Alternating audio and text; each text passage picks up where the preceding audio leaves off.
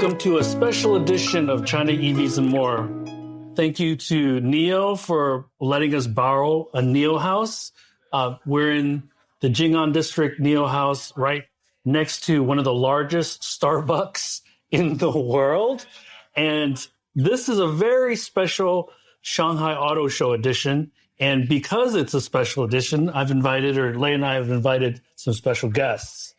First, Jill Shen, Ethan Robertson, Ed White, and of course, you all know Lei. I'm going to give each of them an opportunity to introduce themselves. So, Jill, can you start? Okay. Hi, I'm Jill. I write stuff about EVs and autonomous vehicles at TechNode, and I'm based in Shanghai. Hi, I am Ethan Robertson. I'm the host of the Wheelsboy channel. We are the largest channel on YouTube covering Chinese vehicles, both electric vehicles and internal combustion engine vehicles, but it's China, so mostly we cover EVs. Yeah, hi, I'm Edward White. I'm the journalist with the Financial Times based in Shanghai. And my name's Lei. I'm the co-host of the China EVs and More podcast with my partner in crime too. And I was previously the chief editor of China Automotive Review, covering the Chinese auto market for more than 20 years. And this was my, I think, 12th or 13th Shanghai Auto Show. Wow. So it's probably my fourth or fifth China Auto Show, fifth or sixth at least. So before we dive right in, one person was actually unable to attend the Shanghai Auto Show at this table. So I'm going to pass it off to Ed and let him ask the first question or create the first discussion topic. So Ed, take it over, please. Okay, well, yeah, slightly irrelevant me being here, but I'll do my best to partake, given that I wasn't at the show. Anyway, I mean, for me, not being here, it's been interesting to have a look back at the coverage. And I think going into the auto show, a lot of the marketing and a lot of the kind of hype in the industry was around L2, L3 kind of technologies and what was going to be available. And then you had this regulatory announcement and all the industry heads summoned in Beijing just beforehand. And, Beijing, the officials there saying, we want you guys to tone this all down. So I'm kind of keen to hear from you guys how that announcement then impacted what you then saw from the companies at the auto show. As a veteran of the automotive journalism space in China, Jill, what were your biggest takeaways from being at the show and covering it over the last couple of weeks? My thoughts was pretty much relevant to what Ed is thinking about, because what surprised me pretty much is that most automakers in China, they're no longer saying things like we are the first-tier players in smart driving. This makes XPeng even saying things like, oh, we are the zero-tier player in smart driving. So we no longer hear stuff like that during at this year's AutoShanghai. And almost every company is trying to present things like we are really paying attention, spending more efforts on safety. So companies like XPeng and probably Huawei, which consistently say that it does not make cars, never. But Huawei also announced with 11 other Chinese automakers saying that they are launching some kind of like training camps to drivers to teach them how to use the ADAS software. Yeah. I think what you're saying is really interesting. Should we maybe offer some context for those listening? I think you guys have discussed it on the podcast before, but what is it we're talking about when it comes to the changes in the regulatory space? Because we had the very highly publicized incident where 3 young female college students were driving a Xiaomi SU7 down the highway. Allegedly, from what we understand, the driver assistance was activated. There was an obstacle. The system did not react in time, nor did the driver. There was an accident. Unfortunately, the 3 drivers died when the car caught fire.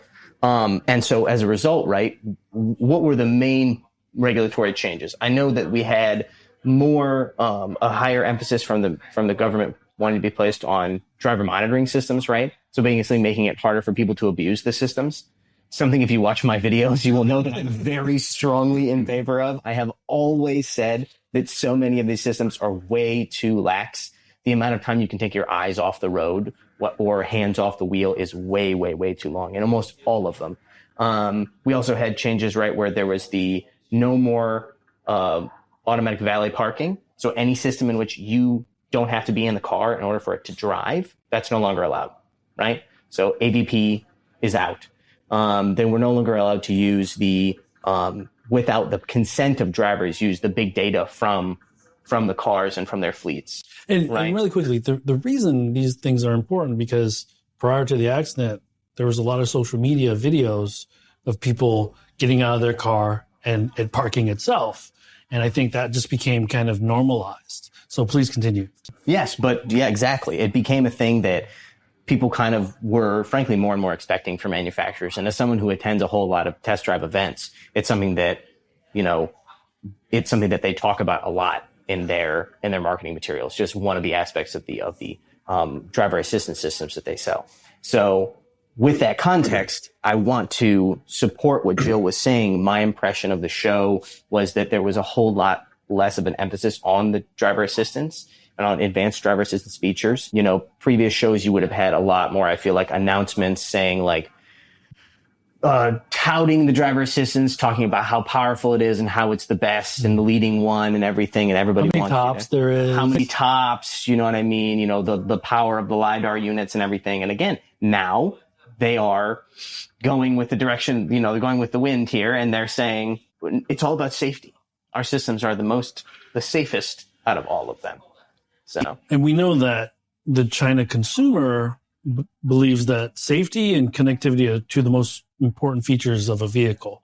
And now the Chinese government is really leaning into the safety part of it because I think from a marketing standpoint, it did get a little bit lax. Mm-hmm. But Ed, it's got to be pretty dizzying for you to keep up with the number of brands that have launched, intelligent driving. I mean, so in the time span that you've been in Shanghai, you've been covering autos in Asia for quite some time.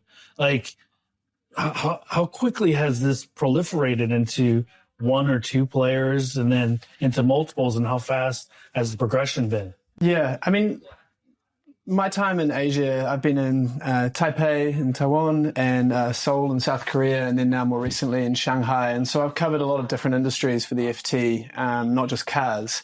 And I guess coming into this more recently than all of you guys, I think it's quite interesting that you guys are in the weeds, right? Lots of incremental changes, like all the little details. It's so cool. Like I rely on you guys a lot in terms of being able to follow the industry. But at a really broad level, what I think is amazing is that, the words like disruption get thrown around a lot.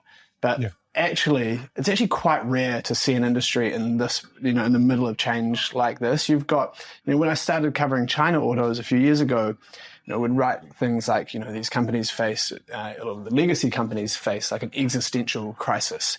And our editors would go, is that the right word to use? And they thought it was hyperbole. Yeah, exactly. But it turns out that actually this is the right way to think about this industry, that there's a huge amount of change. So in terms of, the number of brands that you're asking about specifically, I mean, I don't know, like, is brand even the right word to use? Is model the right word to use anymore? Like, we're in Neo House now, so look at Envo or something like that. Do we think that this is going to be a brand that's going to be around for 50 years? Or is this more going to be something you look back in 10 years and go, well, that was a really cool, successful part of the Neo story for a few years where they really nailed a niche kind of part of the industry that was an opportunity. But maybe it's not a long-lasting brand. I don't know. I'm just like, no criticism of Neo. I'm just saying that maybe some of these words are a little bit more malleable, and that's part of the industry changing. And I want you all to also feel free to ask questions and make comments. Lei, what were your thoughts on the show? I think back to the first question about the kind of the backdrop, safety, and also the announcement of new battery requirements. No explosion, no fire within a 2-hour period, right? I don't know whether that's achievable, but I think two key words I saw was, first of all, safety in all of the press conferences. And second of all, the emphasis on the word assisted, 辅助, assisted, 辅助. I want to emphasize that. And stories of these marketing teams having to reword the press conferences the night before, PowerPoints, just to put the assistant on the PowerPoint. I think that was kind of coming back down to earth this year, as everybody talked about. So that was one huge backdrop in the future of this year's auto show. And then about the brands, I mean, this Neil. There's tons of zombie brands. Yeah. That we probably won't say out loud, but at the same time, really last. This is the 5th year that Neil has participated in the Shanghai Auto Show. And now they're finally a 3-brand group. At the same time, we're seeing the demise of, let's say, companies like Hi-Fi. Although we did see a bunch of WMs on the road yesterday. Well, and they're around. But that's what we're seeing, right? What we're seeing, and none of these, we said this on the show, none of these startups are out of the woods. Kind of going back to your observation, how long are they going to be eliminated? They're being replaced because there's new brands popping up left and right still. So sure, we saw the first press conference I attended was SAIC Motor, and the president and the president of the business unit of Huawei, they hugged twice. I posted a video about it. And Richard, so yeah, Richard Lee. Everybody wants to hug. They announced this Shangjie brand. Yeah. Right. That's the 5th or the 4th or the 5th brand out of Huawei ecosystem. Right. We're still seeing brands popping up. I think the West doesn't understand how, let's say, bullish Huawei seems to think they are in the automotive space for someone who's only been in the space, less than 5-6 years? One narrative I heard was in China, CATL and Huawei have become the Wintel of the China smart EV space. So think about that. And so we'll continue with the Shanghai Auto Show, but I also want to emphasize that outside of the convention center, exhibition center, there were a Zeekr event, there was a CATL event, there was a Buick event, a Volkswagen event. So for everyone that is watching, these are the only shows that really matter. I take that back. Paris was pretty cool last year. IAA, I think, will be exciting this year. But for bang for your buck, if you're trying to look for a target-rich environment, if you're a supplier or if you're a partner, coming to the Shanghai Auto Show is really the only place to get all of that.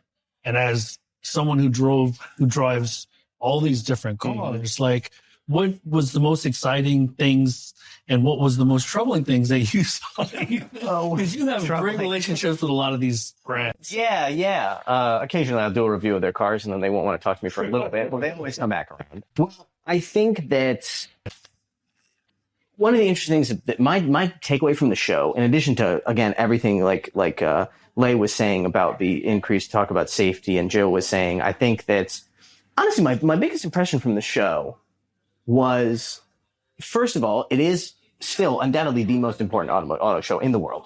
I think bar none, far and away. But at the same time, I think this year was interesting because it wasn't necessarily quite as electrifying as, say, 2023. 2023 was almost a coming out. 2024's Beijing, obviously. And there was no Lei Jun factor. And there was no Lei Jun. So Lei Jun, the CEO, because of the incident that I was discussing earlier, one, he did not show up because I'm sure he knew he would have to answer some very uncomfortable questions, or at least be asked them. And then two, they also chose not to debut the Xiaomi YU7 or U7, the SUV, which is going to be the biggest car of 2025, I think, by far. And the most recent Model Y killer. And the most recent, one of the 5 dozen, right? Exactly. And so, but I think that it wasn't quite as electrifying. And the reason for that is, in discussions, I have to give credit to Wilson from China Driven, because this is a discussion he and I had at the show, which is that we feel as though many of these manufacturers have gotten to the point where it's a sign of confidence that they don't necessarily pull out every single last stop at the auto show anymore. It's a big show, do not get me wrong, but some of them feel confident enough that their unique individual events can get the attention that they need, that they don't feel the need to, when everyone's already together at the auto show, put out their biggest stuff. So some brands are choosing to have their, standalone events to launch their newest model, or to launch a new brand or something like that, as opposed to using the show. And I do think it's a sign of maturity for the market. And to your point, there were no major unveils. Most of the vehicles that were on display were already unveiled in past events. Correct. So. Or prior to the show, and there were some very interesting models were in the Neo House. The Envo L90 was interesting. Again, to steal from Will, I think he said it was you buy the trunk and you buy the frunk and you get the rest of the car for free. Basically, the whole press conference was about the giant frunk. The Zeekr 9X, I'm really looking forward to reviewing. That was the Hangzhou Cullinan. Look small in it. Yes, I will look. Trust me, go watch my video because I stand next to it. I look absolutely adorably small. So for the folks that are wondering, the 9X is a Bentley and a Range Rover had a baby. And the nickname is called the Hangzhou Cullinan. Yes. And Hangzhou Bay Cullinan. The windows are blacked out, which is a dead giveaway for the interior is not finished. Yeah. And so that's still planning to launch pretty soon, though, right? Yes, I expect to be getting a call from them in this second quarter about doing a second or third quarter. Yeah, I'm gonna check out some of these cars, man. Yes, well, I'll see if I can get them on the list. It's gonna be a sweet car.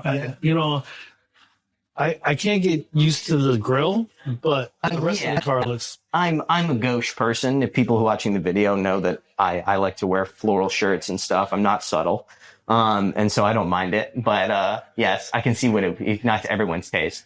That does remind me of another trend at the show, which is that, and this is something that I think has been building in starting last year, was EREVs and PHEVs, right?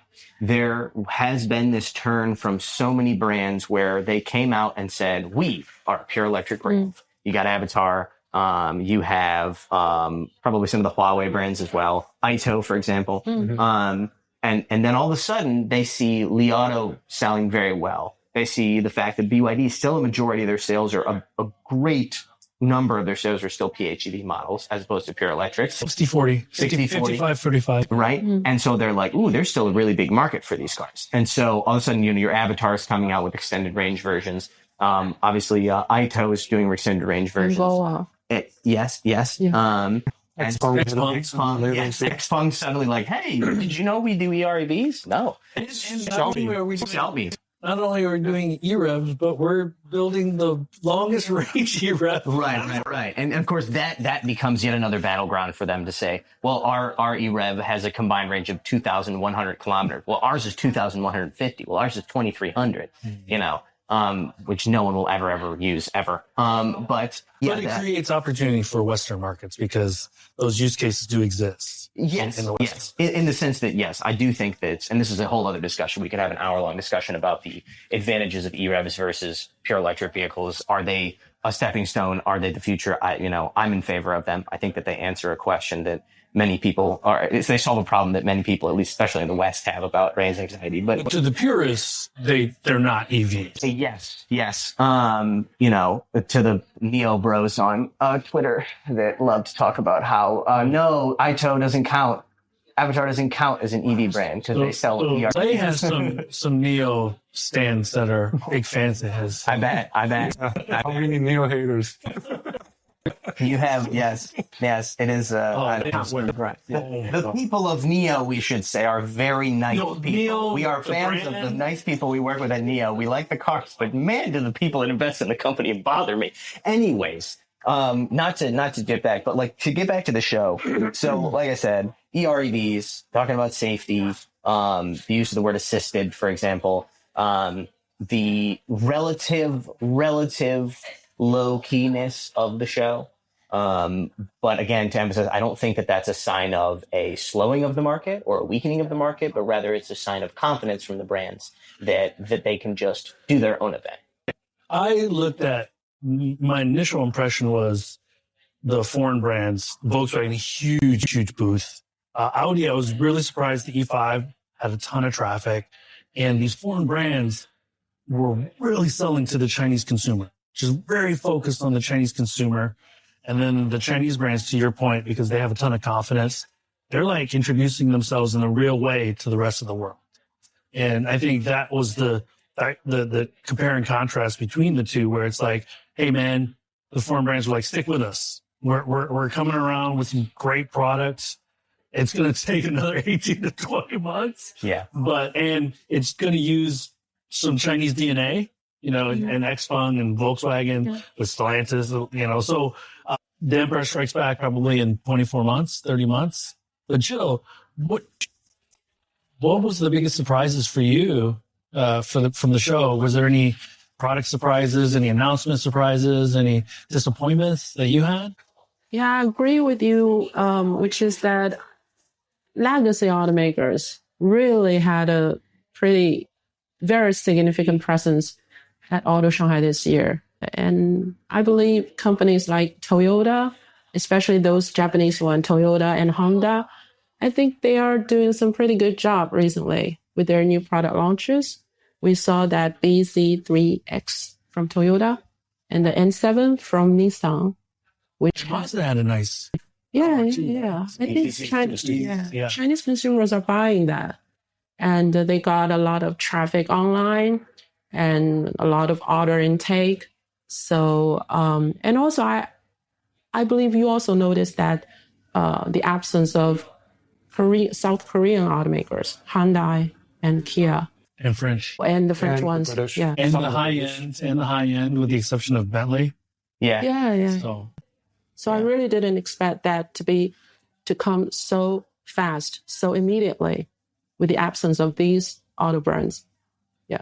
Can I ask, just to follow up on that, in terms of the legacy automakers? I mean, one of the trends I think is quite interesting at the moment is you've got Huawei kind of breathing life into some of these like Chinese companies that were sort of seen as like, okay, how are you guys going to compete with the likes of BYD? And then all of a sudden there's some Huawei software, some Huawei hardware, and it's like, okay, you can do this. And also you've got a huge amount of state support to keep the factories running. Was that kind of trend, was that obvious at the auto show? Was there a sense that Chang'an, some of these sorts of companies are maybe going to have a run at the EV market now?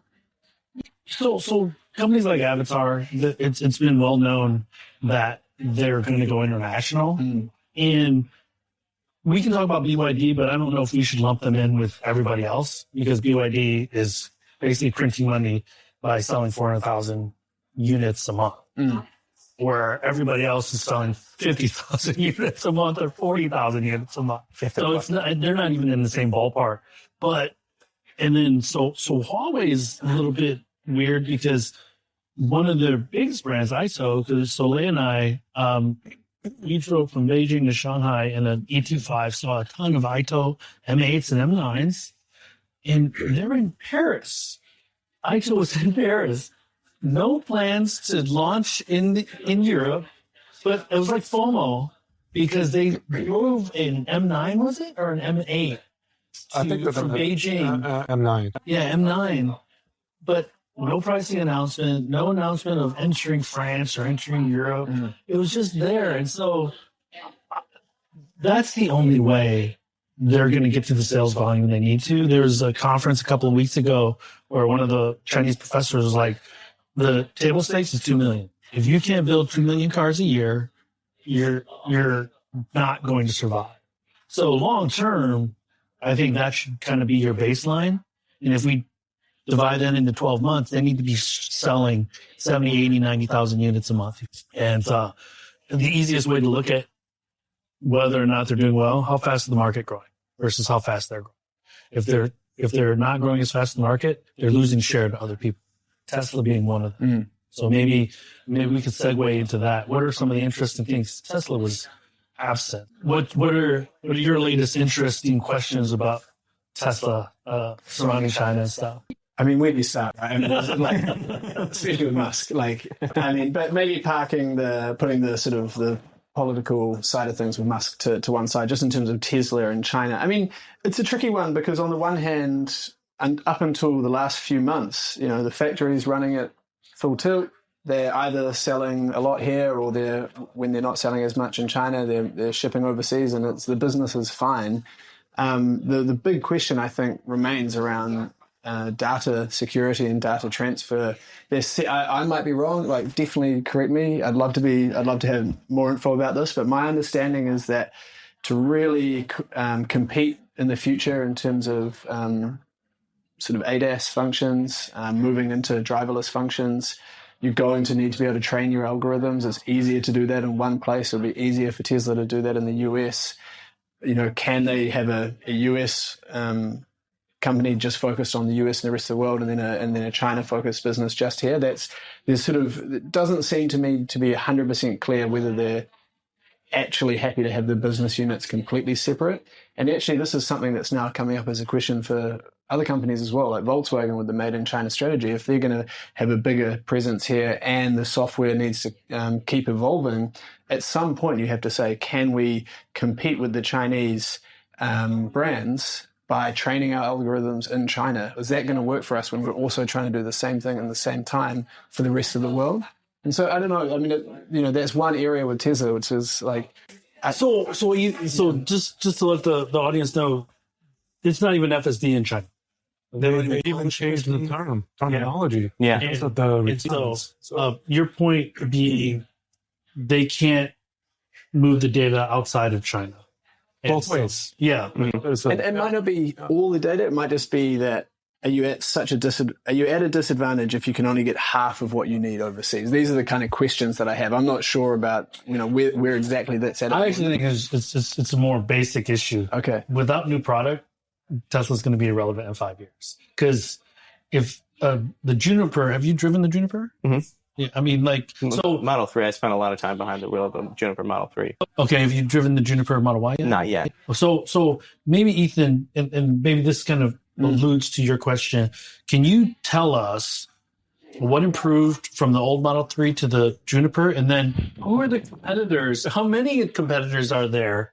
I mean, you might need a half an hour alone. Yeah, the first question is a lot faster to answer. And I would say that the number of, genuine improvements are not that many.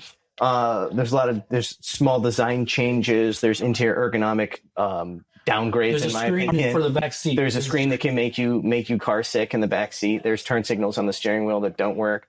I would say, put it this way: the strong advantages that the Model 3 had before, it still has. I.e., it is the best driving electric sedan you can get.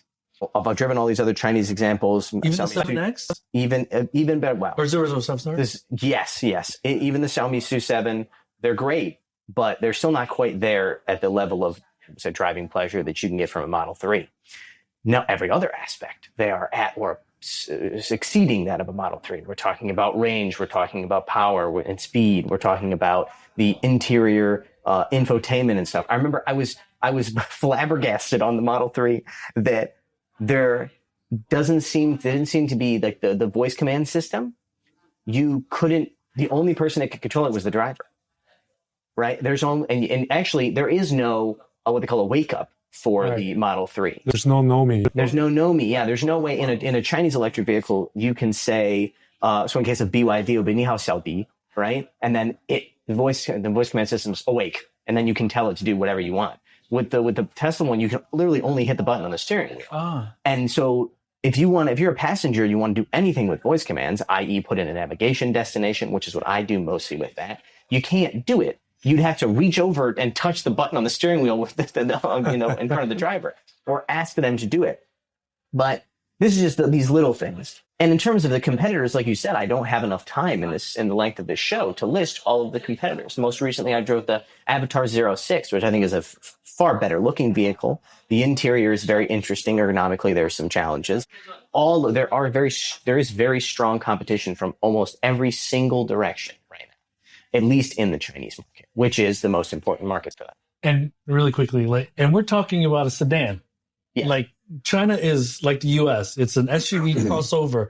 And we're talking about a sedan with a half dozen to a dozen competitors. Yeah, for sure. So go ahead, Lei. So here's what's Tesla, even though they did not exhibit ever since the notorious incident 5 years ago or 4 years ago. Right before the auto show, they expanded the 3-year zero interest financing on the new Model Y to 5 years. And right now you have to pay $64,000 for the FSD. Look for them to tweak that in the coming months, because lack of new products, the only play they have is through these incentives. And right now, I put my Tesla hat on. There's no single Model Y killer that's selling more than the Model Y in the Chinese market. So, But that's also because they're given 5 years of freedom. Exactly. And NIO is following suit. Everybody's following suit on that. So there's both good and bad, but, you wonder how long that continues. So Jill, let me ask you, what do you think the Chinese consumer thinks of the Tesla brand, and how has that evolved over the last 3 or 4 or 5 years? I think what Lei said is really the truth, because I talked to an analyst just like 2 weeks ago, and that guy said he bought a Tesla Model Y in Hong Kong, a second-hand one, and he looked around like... 很便宜. Very cheap. Price is one of the reasons, but he checks many of the so-called Tesla killers on the market. And finally, there is nothing which he think can really compete with the Tesla Model Y in terms of driving performances, in terms of one thing I've heard from doing ride hailing, some of the drivers are in a WM Motor and also in another one. The driver, all of them, they say one thing that the other Chinese EVs don't have that Tesla has. The Model Y is a global vehicle produced on 3 different continents. That's a peace of mind to the consumer. I think that's maybe one of the reasons why they're still selling quite well. To reinforce that point, in 23, Model Y was the number 1 selling EV in the world. In 24, it was the number 1 selling car, regardless of powertrain.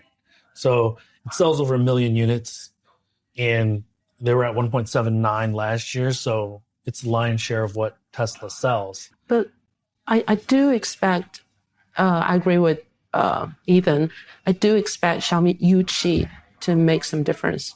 Mm-hmm. Yeah. Is it, so let me ask all of you this. Is it SU7 or SU7? Is it YU7 or U7? The Chinese just call it SU7. Just call it SU7. She means 7, so Sushi. U7. Or as I heard one foreign media, one American podcaster called it the sushi. He's clearly reading some machine translated thingy of it, and it was translated as sushi, and I was like, that's not it. But yeah, I this is something that comes up a lot on the podcast. I am, by the way, a long-time listener, first-time guest. Very happy to be here. Thank you.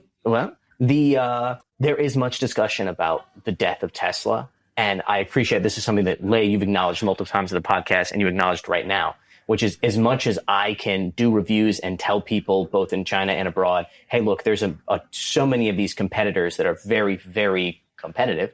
People are still buying Model Ys out the wazoo, and they're outselling almost everything. So it's one of those things where I do eventually believe that there is going to be something of a reckoning for the fact that Tesla has not updated their product portfolio at the speed that they needed to. Oh, it's going to start in September, October. I suspect. I think that's that could very well be true.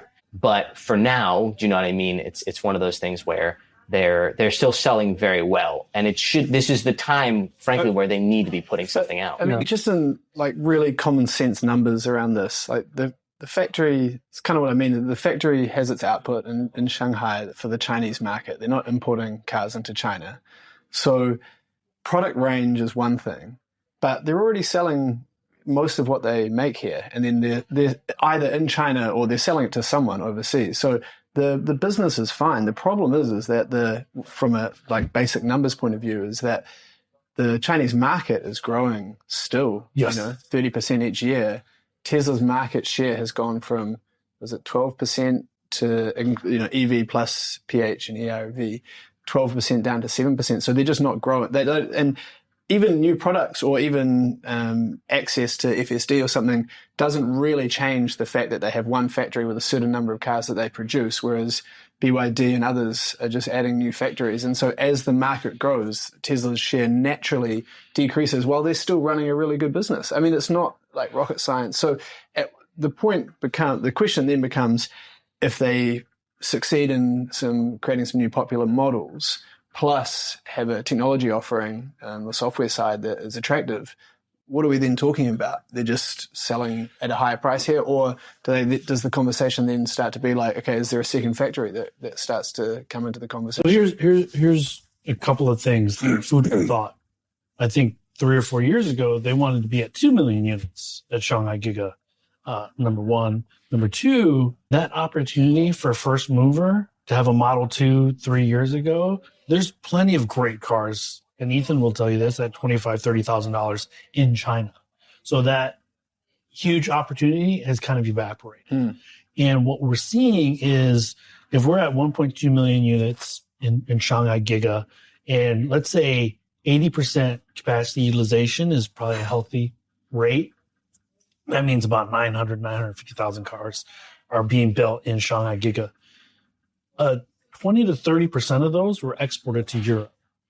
That's not happening anymore. So that puts even more pressure on them to sell domestically, or ship them to Japan, ship them to Korea, ship them to Australia, where the markets are much, much smaller. So the street and rich people, Elon made rich people richer. Now he's taking money out of their pocket. That's why you're seeing this pressure for him to become the CEO of Tesla again.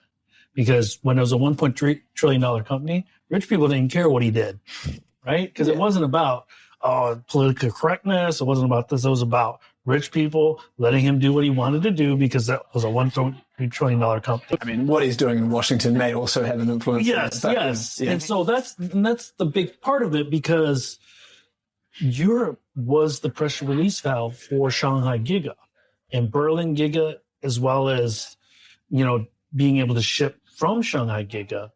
That was kind of the linchpin opportunity. 50% of production comes from China. And without that flexibility to sell into the market and continue to grow with the market, it just creates a weight on your neck. And if the street, traditionally, Wall Street, if you're not growing, people start worrying about you. And many analysts that I respect are saying that Tesla's going to shrink again this year, like global sales. So, but yeah, unlikely. Yeah, because right now Tesla it's a small competitive issue in the Chinese market, but a huge geopolitical backlash that caused the sales to drop significantly outside of it. So, right, that's been what's happening. And I think relatively China is shielded, relatively, right? They're in their own bubble, but you still have to face the competition from the Chinese. So I'm gonna throw a curveball. I was at the Beijing event for the BYD that demoed the mega charger. And the megawatt, yeah. Yeah, the drive with the Han L and the Tang L, which are capped at around 300,000 RMB, I think, right? 300-ish. Yeah. So about 45,000 US $250 for the dollars. top spec now, yeah. Yeah.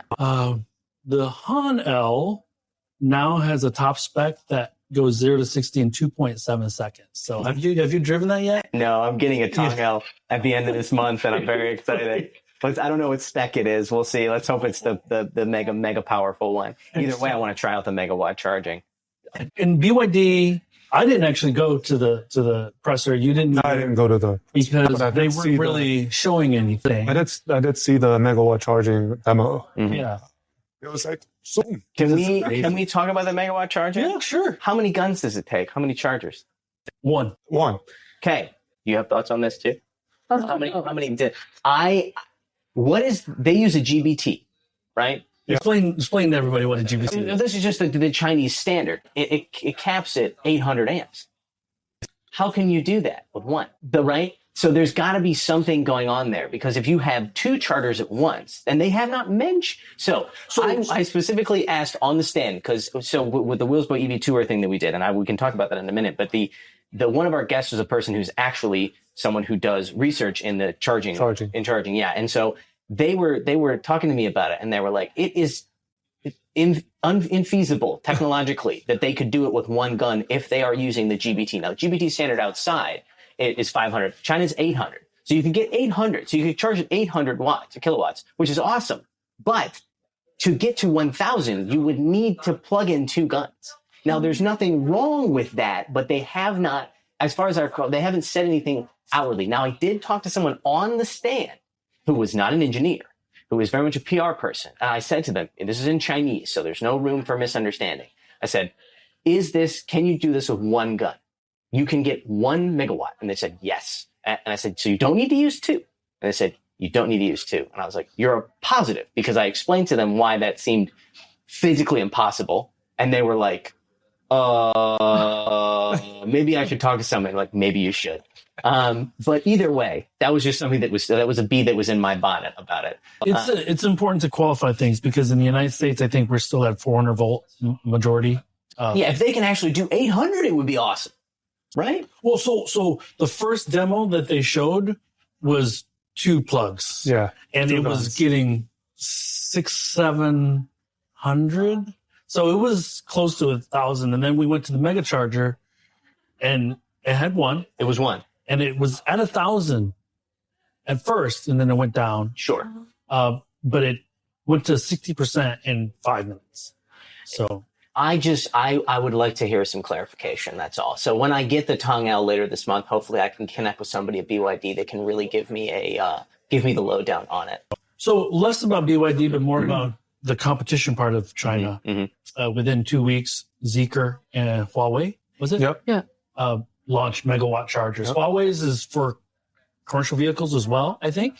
But this is the competition, whether it's realistic or not, because megawatt chargers are super expensive. The transformers, you definitely need a battery energy storage system. Also, the fact that we have to establish that the BYD relies on a battery that's there, because you can't draw from the grid like that realistically. The future where the lights, because the first wave of megawatt chargers are all going to be at BYD dealerships, right? Yes. And so if they actually had to draw from the grid, then all the BYD dealerships lights would go out the second you plugged it in.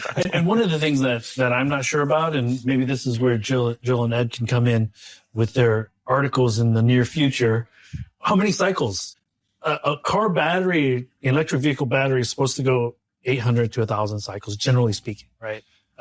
Most of them don't warranty for 1,000 cycles or 800 cycles, and it's just back of the envelope math.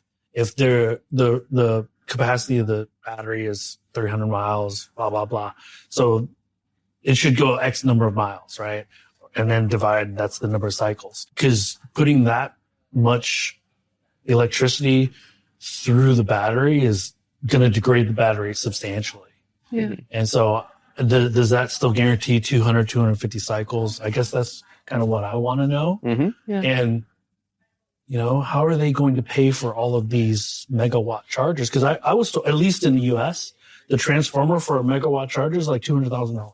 So, but taking a step back, is BYD unstoppable? Okay, if you had to think of things that might trip them up, because right now they're running on all cylinders. They're in over 100 countries.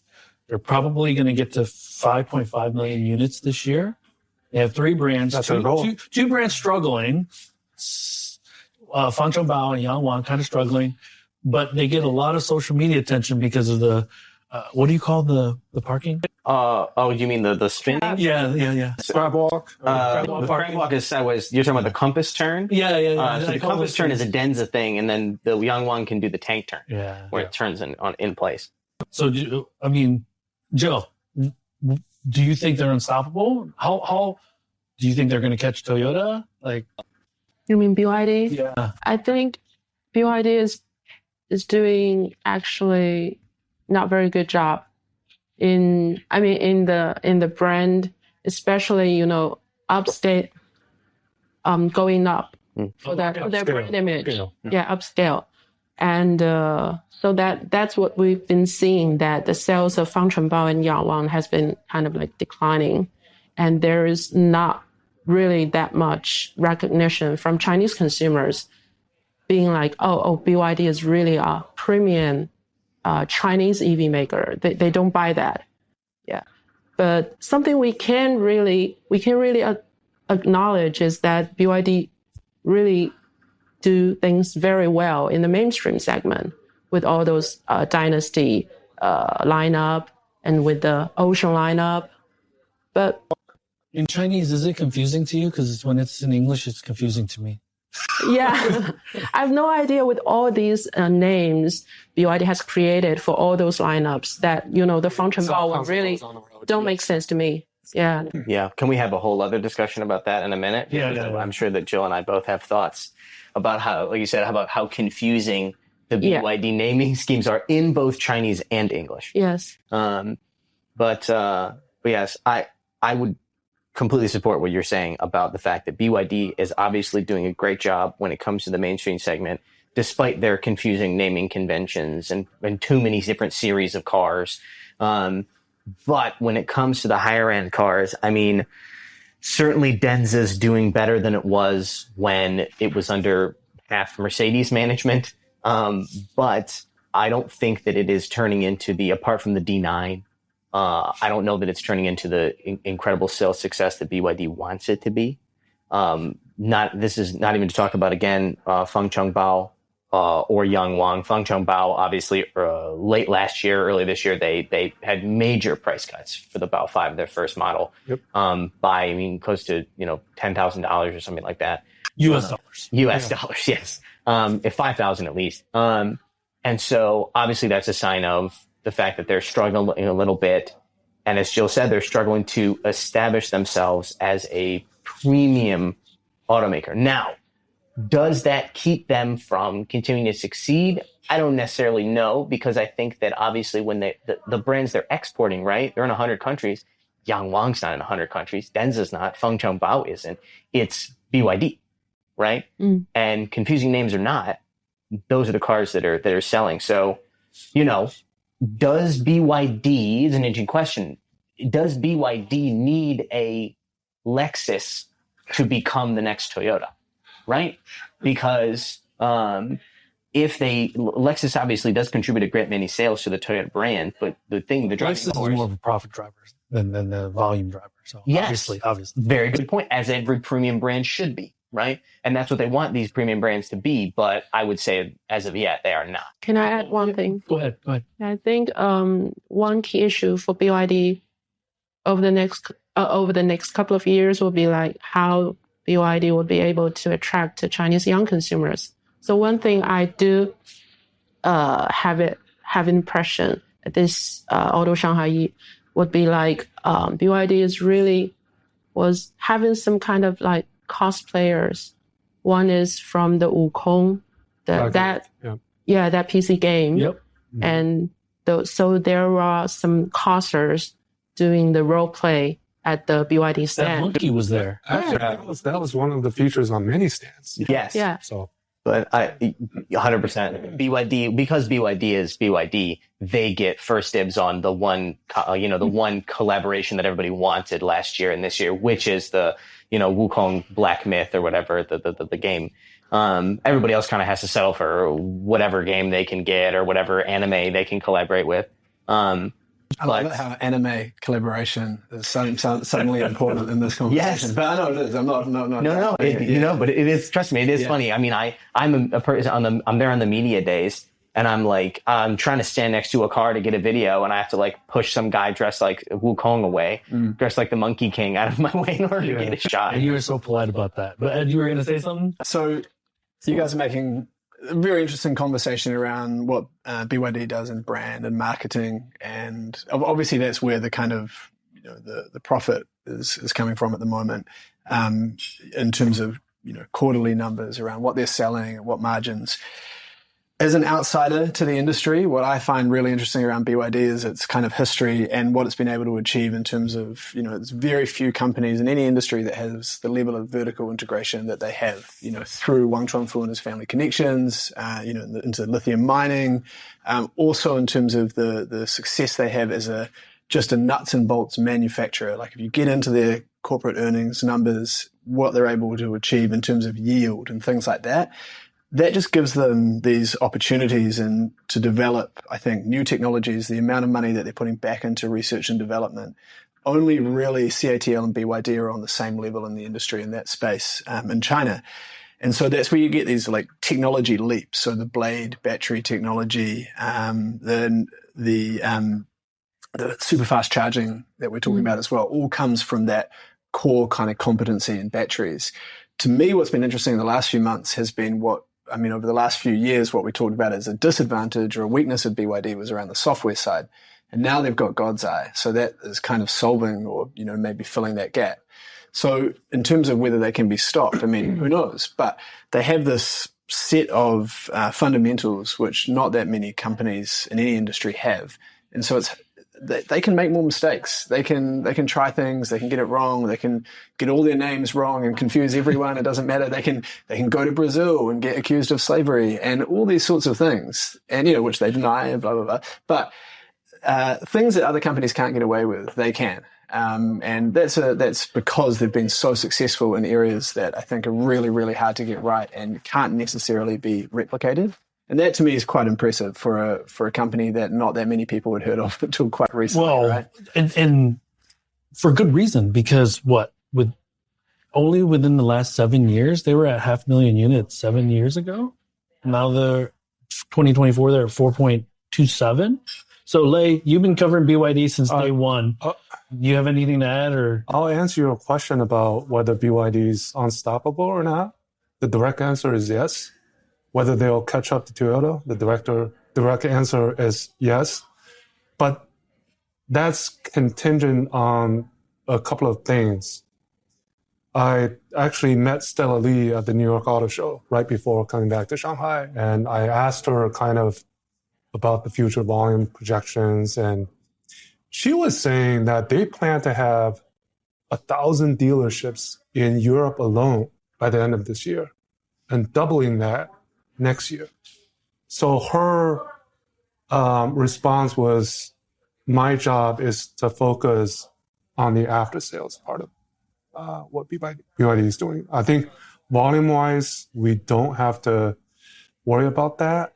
And then the other thing that's contingent on is the different regional markets, the geopolitical headwinds and the local labor, the requirements, whether they can, manufacturing, right? They're producing in multiple regions. So I think that's the part we're looking at. It's almost, I think, answering the question that you raised on BYD is all almost the same as trying to answer whether Tesla is, how whether they could continue to be successful in China. Well, it's difficult to, but I think we'd all kind of agree that BYD is a phenomenon that isn't talked about enough in the West. So I've been back in the United States for almost 3 years now. And when I first got back, it was a hoax because of subsidies. Now people are starting to realize. It's still the narrative. A little bit less, because hopefully I'm this voice in Michigan, the heart of automotive, that's kind of trying to be reasonable about, what, you can blame it on this, that, or that, but I've driven these cars, I've worked in factories, and it's not because of that. So the problem is that now the West acknowledges BYD. They just don't acknowledge these other 50 brands that are quite significant with their products. It's not like they're just not able to compete against BYD because BYD has a flavor for every price segment. And what people don't appreciate is that the Chinese consumer and the Chinese market for automotive lives in the sub 3,000 RMB price point. 300,000, yeah. Everything, 90% of all sales, I think, is under 300,000 RMB. So BYD to dominate that, and I'll add to the impressiveness of BYD, Ed.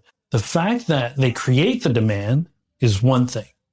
The fact that they can supply to that demand is operational efficiency.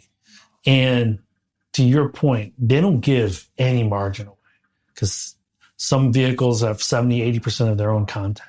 So that just means that every supplier I have, I'm giving 0.25%, 0.5% margin, and that's not happening. And when you have 4.5 million units of scale, and you can amortize your R&D costs over that number of units, you're going to beat most people. The one thing that's really, really people don't kind of understand is they're doing this in a market that's growing, and they're not even playing hardball yet. Because once the market in China starts to like plateau from a growth standpoint, they're going to do everything in their power to protect that share. And they're going to start playing dirty. And, like that's how automotive works. And we haven't even seen that yet. Now, can they dominate? Yes. I guess my thing is they're going to be building in 9 countries. To your point, they had challenges in Brazil. They're going to have challenges. They're going to have culture challenges, FX challenges. They're going to have labor law challenges. And does that stop them? No. Does it slow them down? Yes. And so that path to 10 million or 11 million units is going to be challenging and much more difficult without the U.S. market. And I think that's numbers that people may not realize. BYD has 1 million employees and 120,000 R&D engineers. How many automakers in the world have 120,000 employees? Let alone 120,000 R&D. So of those engineers, what percentage of those are focused on basically batteries, which is, the lion's share of the cost of the car? I mean, it'd be a sizable majority, right? Yeah, I mean, batteries integration, charging, chemistry, ADAS, right? Yeah. These things. And what were you going to say, Jill? Sorry, talking about BYD playing dirty. Have you heard? Yeah. Oh, yeah. Have you heard the news like 3 months ago about BYD asking Chinese suppliers of cutting prices for another that was 10%?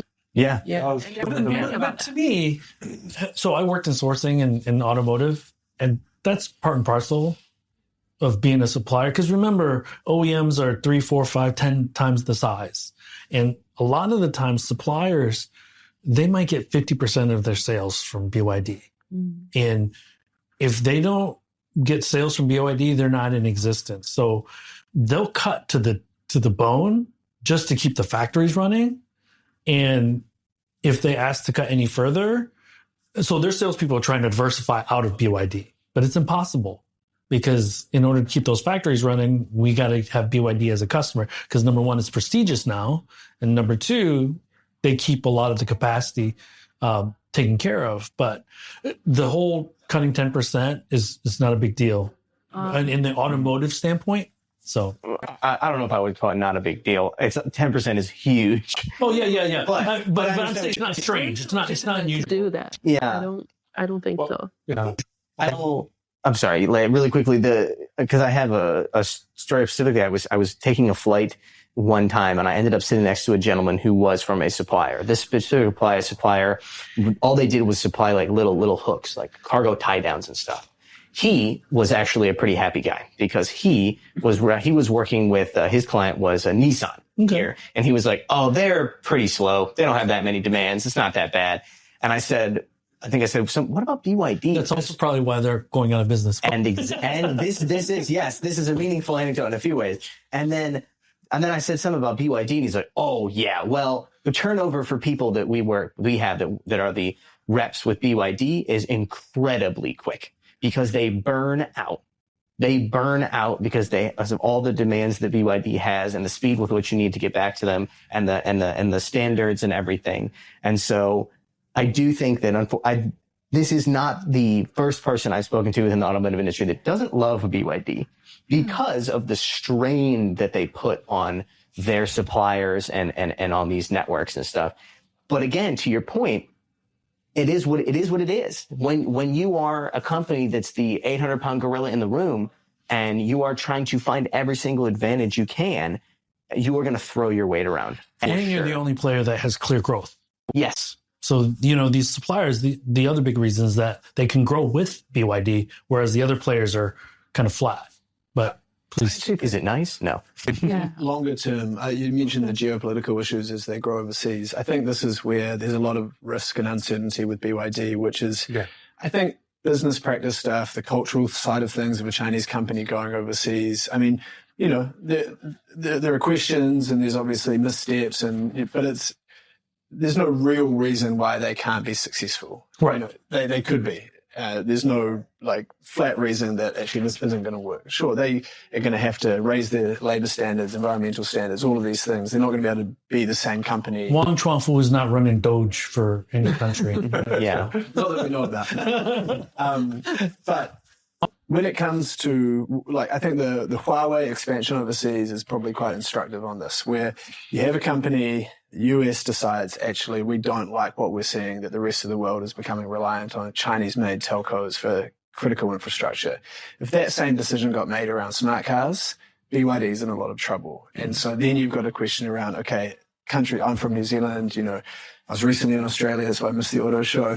Lots of BYDs. Lots of BYDs going into these countries. A lot of BYDs are going to be going into Europe, South America. At some point, if the US got heavy-handed around this, okay, not necessarily likely in the immediate, you know, next 2 or 3 years, but longer term, perhaps they put the hammer down, then you've got a problem. And I don't think people are really thinking about that at the moment.